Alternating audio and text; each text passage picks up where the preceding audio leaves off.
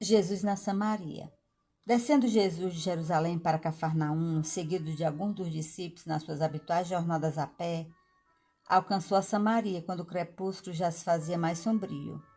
Filipe, André e Tiago, estando com muita fome, deixaram o mestre a repousar junto de uma pequena herdade e demandaram o lugarejo mais próximo, em busca de alimentos.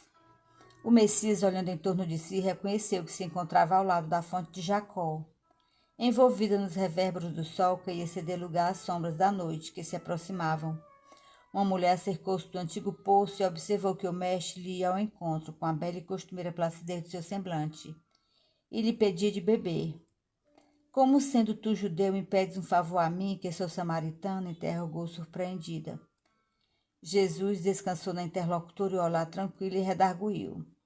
Os judeus e samaritanos terão porventura necessidades diversas entre si?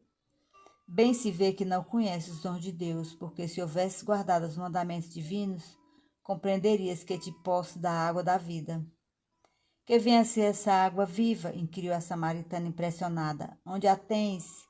Se a água aqui existente é apenas a deste poço, acaso serias maior do que o nosso pai Jacó, que nos deu desde o princípio? Mulher, a água viva é aquela que sacia toda sede, vem do amor infinito de Deus e santifica as criaturas. E envolvendo a samaritana no doce magnetismo de seu olhar, continuou. Este poço de Jacó secará um dia. No leito de terra, onde agora repousam suas águas claras, a serpente poderá fazer seu ninho. Não sentes a verdade de minhas afirmativas ante a tua sede todos os dias? Não obstante levares cheio o cântaro, voltarás logo mais ao poço, com uma nova sede. Entretanto, os que beberem da água viva estarão eternamente saciados. Para esses não mais haverá necessidade material, que se renova a cada instante da vida. Perene conforto lhes refrescará os corações, através dos caminhos mais acidentados, sob o sol ardente dos desertos do mundo. A mulher escutava, presa de funda impressão, aquelas palavras que lhe chegavam ao santuário do Espírito com a solenidade de uma nova revelação. Senhor, dá-me dessa água, exclamou interessada. Mas ouve, disse-lhe Jesus, e o mestre passou a esclarecê-la sobre fatos e circunstâncias íntimas de sua vida particular, explicando-lhe o que se fazia necessário para que a sagrada emoção do amor divino lhe iluminasse a alma, afastando-a de todas as necessidades penosas da existência material. Observando que não havia segredos para Jesus, a samaritana chorou e respondeu: Senhor, agora vejo que és de fato um profeta de Deus. Meu espírito está cheio de boa vontade, e desde muito penso na melhor maneira de purificar minha vida e santificar os meus atos. Entretanto, é tal a confusão que eu observo em torno de mim que eu não sei como adorar a Deus. Os meus familiares e vizinhos afirmam que é indispensável celebrar o culto ao Todo-Poderoso neste monte. Os judeus nos combatem e asseveram que nenhuma cerimônia terá valor fora dos muros de Jerusalém. As discórdias nesta região têm chegado ao cúmulo. Ainda há pouco tempo, um judeu feriu um dos nossos por causa das suas opiniões acerca da comida impura. Já que tenho a felicidade de ouvir as tuas palavras, ensina-me o melhor caminho. O mestre observou-a compadecido e exclamou: Tens razão. As divergências religiosas têm implantado a maior desunião entre os membros da grande família humana. Entretanto, o pastor veio ao redil para reunir as ovelhas que os lobos dispersaram. Em verdade, afirmo-te que virá um tempo em que não se adorará a Deus, nem neste monte, nem no templo suntuoso de Jerusalém. Porque o Pai é Espírito, e só em Espírito deve ser adorado. Por isso, vem abrir o templo dos corações sinceros, para que todo culto a Deus se converta em íntima comunhão entre o homem e o seu Criador. Suave silêncio se fez entre ambos, enquanto Jesus parecia sondar o invisível com seu luminoso olhar. A samaritana meditava. Daí a alguns instantes, acompanhados de grande número de populares, chegavam os discípulos, admirando-se todos de encontrar o Messias em conversação íntima com uma mulher. Nenhum deles, todavia, aventurou qualquer observação menos digna ou imprudente. Observando que o Messias se preparava para retirar-se em busca da aldeia mais próxima, a samaritana, eminentemente impressionada com as suas revelações, solicitou a presença de todos os seus familiares e vizinhos, a fim de que o conhecessem e lhe ouvissem a palavra. Tiago e André haviam trazido pão e algumas frutas e insistiam com Jesus para que se alimentasse. O mestre, porém, aproveitou o instante para mais uma vez ensinar o caminho do reino, com as suas palavras amigas, compondo apólogos singelos. Muita gente se aglomerava para ouvi-lo. Eram viajantes que demandavam regiões diferentes. A par de grande grupo de samaritanos de opiniões exaltadas. A enorme assembleia se pôs a caminho, mas o Messias continuou espalhando as suas promessas de esperança e de consolação. Nesse ínterim, Felipe consultou os companheiros e, aproximando-se de Jesus, rogou-lhe carinhosamente: Mestre, por favor, aceitar um pouco de pão, é indispensável cuidar de sustento, descansar e comer. Não te preocupes, Felipe, disse o Messias com reconhecimento. Não tenho fome. Aliás, recebo um alimento que talvez os meus próprios discípulos ainda não puderam conhecer. Qual? Atalhou o apóstolo com interesse. Antes de tudo, meu alimento é fazer a vontade daquele Pai misericordioso e justo que a este mundo me enviou, a fim de ensinar o seu amor e a sua verdade. Meu sustento é realizar a sua obra. É verdade, observou o discípulo olhando a multidão que os acompanhava.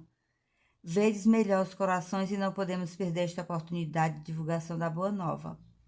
Levaremos para Cafarnaum mais este triunfo, porque é incontestável, que obtivestes aqui entre os samaritanos um dos nossos maiores êxitos.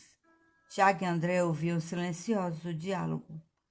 Às palavras entusiásticas do apóstolo, o mestre sorriu e acrescentou: Não é isso propriamente o que me interessa. O êxito mundano pode ser uma ondulação de superfície. O de que necessitamos em todas as situações é de entender o que o Pai deseja de nós. Como todo seu anelo é o do bem, eu trabalho, mas sem me prender ao anseio das vitórias imediatas. E dirigindo o olhar para a turba compacta de seus seguidores, exclamou para os companheiros: Acaso poderemos admitir que já somos compreendidos? Calemos-nos por alguns instantes, a fim de ouvirmos a opinião dos que nos seguem os passos.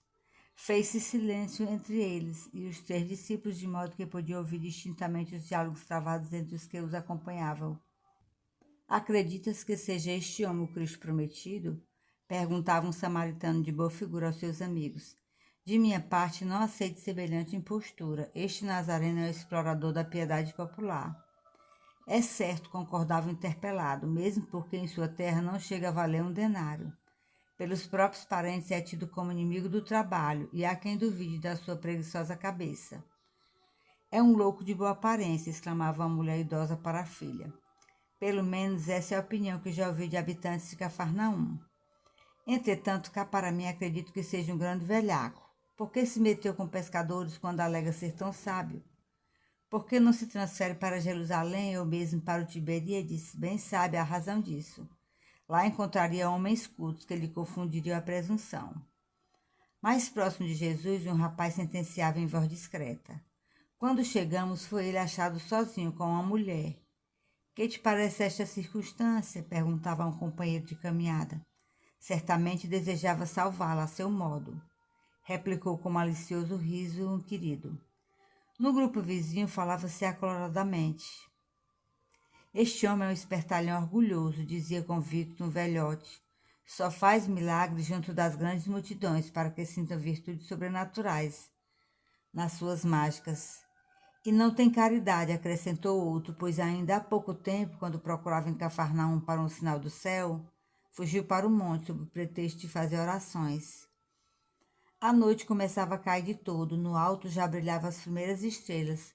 Jesus sentou-se com os discípulos à margem do caminho para um momento de repouso. André, Tiago e Filipe estavam espantados com o que tinham visto e ouvido. Aparentemente o mestre fora aureolado de imenso êxito.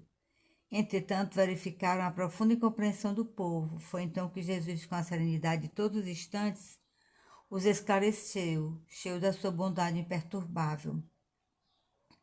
Não vos admireis da lição deste dia. Quando veio Batista, procurou o deserto, nutrindo-se de mel selvagem. Os homens alegaram que em sua companhia estava o espírito de Satanás.